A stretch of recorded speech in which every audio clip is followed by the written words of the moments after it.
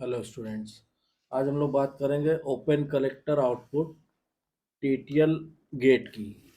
तो देखिए, हमने जैसे बताया था कि टीटीएल आउटपुट टीटीएल गेट्स के आउटपुट कॉन्फ़िगरेशन में तीन तरह से हम डिज़ाइन कर सकते हैं। तो टोटेम पोल आउटपुट तो हमने लास्ट वीडियो लेक्चर में आपको एक्सप्लेन कर दिया था। आज हम लोग बात करेंगे ओपन कलेक्टर आउटपुट की। तो ओपन कलेक्टर आउटपुट में क्या होता है कि सबसे पहले हम यहाँ पे लिखते हैं ओपन कलेक्टर। ठीक है, first we write open collector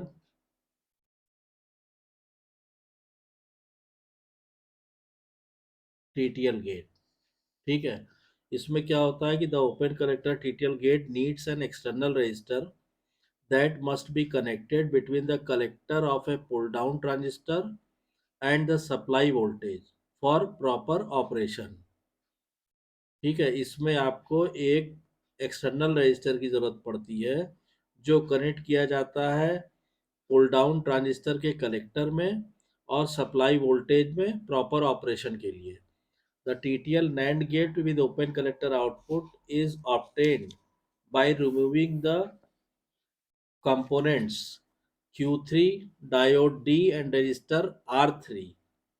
ठीक है, तो जो प्रीवियस हम लोगों ने TTL NAND गेट का बेसिक कॉन्फ़िगरेशन पढ़ा था, उसमें से अगर हम Q3 और डायोड Q और रजिस्टर R3 को रिमूव कर देंगे तो हमारे पास open collector TTL NAND gate बन जाएगा। मतलब अगर हम इसका सर्किट डायग्राम ड्रॉ करें TTL NAND gate open collector output का, तो सिंपली देखिए, मान लीजिए ये हमारा, से सपोज कीजिए हम TTL NAND गेट बनाते हैं, तो ये हमारा हो गया ट्रांजिस्टर Q1। अब Q1 के एमीटर में ये हमारे दो इनपुट हो गए, ए और बी। ये हो गया ए, ये हो गया बी। ठीक है, ये हो गया ट्रांजिस्टर का एमीटर।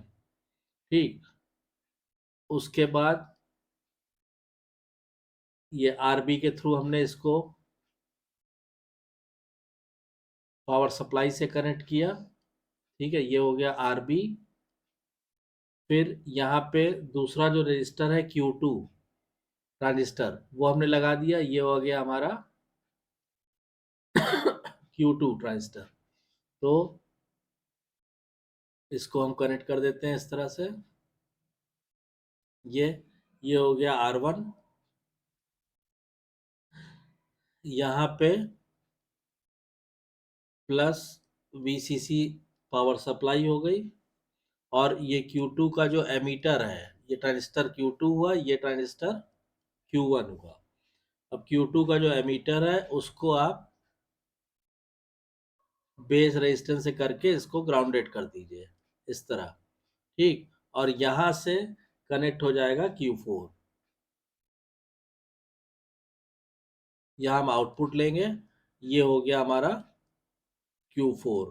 तो अब देखिए, जो बेसिक हमने कॉन्फ़िगरेशन बनाया था TTL लॉजिक फैमिली का, उसमें से आप देखिए कि कौन कौन सी चीज़ें इसमें हमने रिमूव कर दी हैं।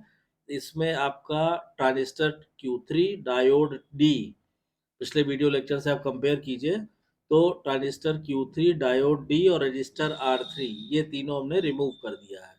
तो इस तरह हमें ये रिजल्टिंग जो है, जो सर्किट डायग्राम मिलेगा, ये मिलेगा ओपन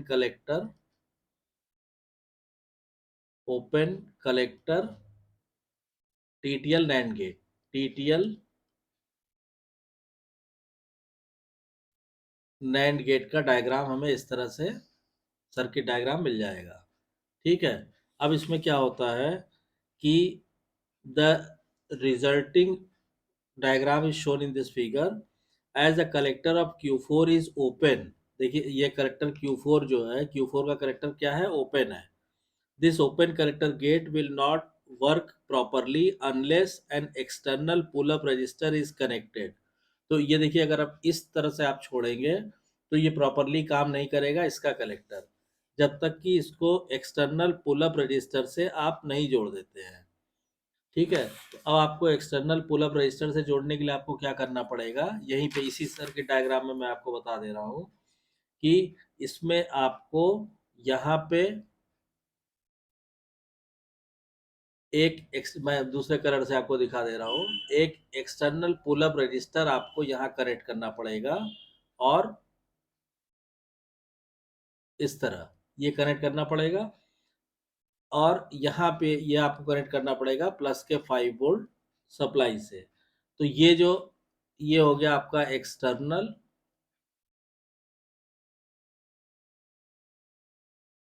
पुल up resistor, pull up resistor. अब जाके ये आपका Q4 का जो कलेक्टर है वो प्रॉपरली फंक्शन करेगा। ठीक। Output is taken at the collector of transistor Q4। ये आप यहाँ पे आउटपुट ले रहे हैं। A high voltage level will appear at the output in the high state. तो यहाँ पे हाई स्टेट में एक हाई वोल्टेज लेवल अपीयर होगा।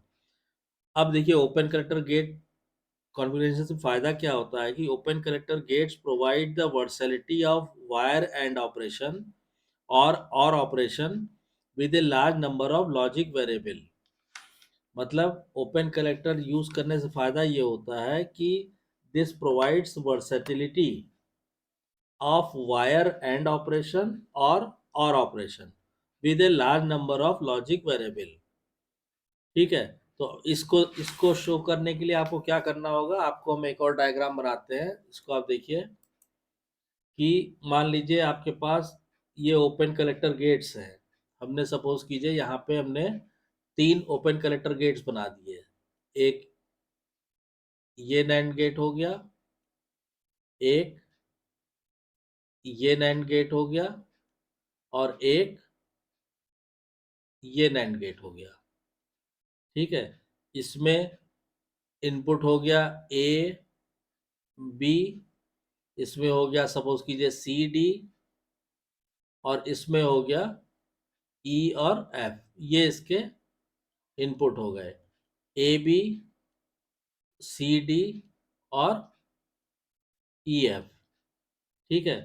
अब क्या होगा कि इनका जो आउटपुट मिलना है, ठीक है, आप क्या कीजिए, ये आया आउटपुट, ये आया आउटपुट, ये आया आउटपुट।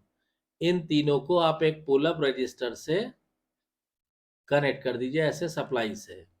ठीक है। तो ये हो गया आपका प्लस का VCC हो गया 5 वोल्ट का, और ये पुल अप रजिस्टर आपने लगा दिया यहाँ पे RC। ठीक। अब जो आउटपुट हमें मिलेगा, तो ये आउटपुट के लिए आपको क्या करना पड़ेगा, यहाँ पे एक सिंबल दिखाना पड़ेगा। तो मान लीजिए आपने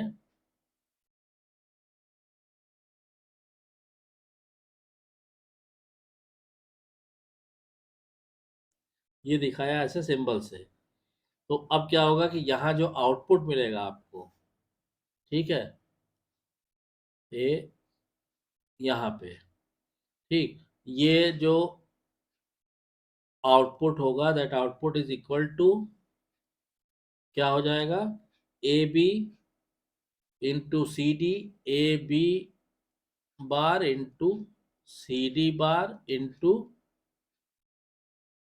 EF बार। ठीक है। ये इज इक्वल टू कितना हो जाएगा, ये इज इक्वल टू हो जाएगा AB plus CD plus EF। ठीक है। अब ये जो हमने लिखा है ये symbolises the wired and connection. ये जो हमने बनाया है, इट सिंबलाइजेज, इसको आप लिख सकते हैं, symbolises the wired and connection, wired and connection. ठीक है। ये क्या है, ये है ओपन कलेक्टर गेट्स। तो ये जो तीनों आपको दिखाए हुए हैं, ये क्या है, ये है ओपन कलेक्टर गेट्स। ठीक। तो इस तरह से wired AND operation using open collector gate जो है सर्किट आप डिजाइन कर सकते हैं। यानी ये एक तरह से सर्किट हो गया wired AND operation, wired AND operation using open collector gate, using open collector gates. ये इसका सर्किट डायग्राम हो गया। अब इस सर्किट डायग्राम में आप एक चीज ध्यान से देखिए कि इसमें क्या है कि open collector gates provide the versatility of wire and operation and और operation with a large number of logic variable. अब इस फिगर में देखिए तीन TTL device connected to the common pull up resistor. यहाँ पे ये तीन टीटीएल डिवाइस 1 2 3, या मान लीजिए इसको हम दूसरे उससे मार्क करके भी दिखाते हैं।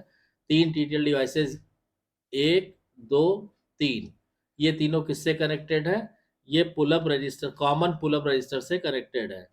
इससे फायदा क्या होता है कि it has the advantage of combining the output of three devices without using a final OR gate और AND गेट। तो ओपन कलेक्टर से फायदा क्या होता है कि इन तीनों को आप जो है बगैर किसी AND गेट के या OR गेट के आपस में कंबाइन कर सकते हैं। This combining is done by a direct connection of the three outputs to the lower end of the common pull-up register। तो जो कॉमन पुल-अप रजिस्टर का ये जो लोअर एंड है, यहाँ पे इन तीनों को आप टाइट करके कनेक्ट कर सकते हैं।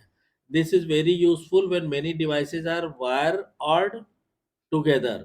तो ये जो है सबसे ज़्यादा यूजफुल तब रहता है जब कई डिवाइसेस को आपको वायर्ड ऑरिंग करनी हो, वायर्ड और गेट्स हो, तो फिर आपको कॉम ये जो ओपन कलेक्टर रहता है ये काफ़ी बेनिफिशियल रहता है। हालांकि for instance in some system the output of 16 open collector devices are connected to a pull up resistor. यानी कुछ सर्किट में तो ऐसे जरूरत होती है कि दो तीन चार गेट नहीं, करीब 16 जो ओपन कलेक्टर आउटपुट रहते हैं वो कंबाइन किए जाते हैं एक पुल अप रजिस्टर से। तो ये एडवांटेज होता है जब भी हम ओपन कलेक्टर गेट्स यूज करते हैं तब। अब ये तो हो गया इसके एडवांटेज। डिसएडवांटेज क्या है ओपन कलेक्टर गेट का, वो भी आपको पता होना चाहिए। तो इसको आप लिख सकते हैं कि